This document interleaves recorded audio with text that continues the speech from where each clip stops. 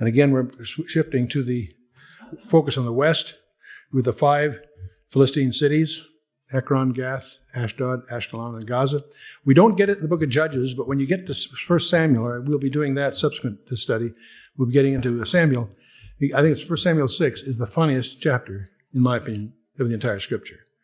We'll have a hard time getting through that chapter without cracking up, because the Philistines steal the Ark of the Covenant, and what they have to do, and what happens in response to that is an absolute crack up. But we'll wait till we get there on that. And, of course, we had the whole exploits of Samson. The Philistines, of course, very important to understand these people, because the Philistines in Latin is Palestina.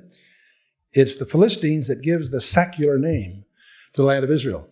The Romans called it Palestina as a way of denying Jewish identity with it. And by the way, they were not Arabs.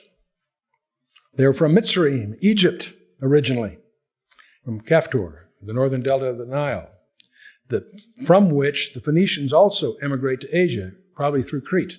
But their origin is Hamite. They're Egyptians. They're not Shemites. They're not Arabs. They're not Ishmaelites or any of that.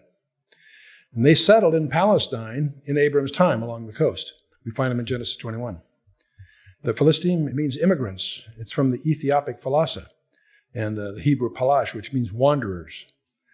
The Romans named the region after them as just a way of offending the Jews and trying to deny a Jewish presence. They had become very formidable by the time of the Exodus. That's why they go around the eastern way to get to the Promised Land. They advanced north and possessed fully the seacoast from the river of Egypt all the way to Ekron, confederacy of 5 cities that we encountered, and their speech differed from Hebrew. And they sold the Israelites as slaves to Edom and Greece and elsewhere. And they were but one of the technologies they were proficient in was smelting iron. Their iron chariots were the advanced technology of their day. And because of that, they outlawed all smiths in Israel. It isn't until Samuel 12 Israel starts overcoming all that. And they used to burn their prisoners alive. That makes it kind of interesting.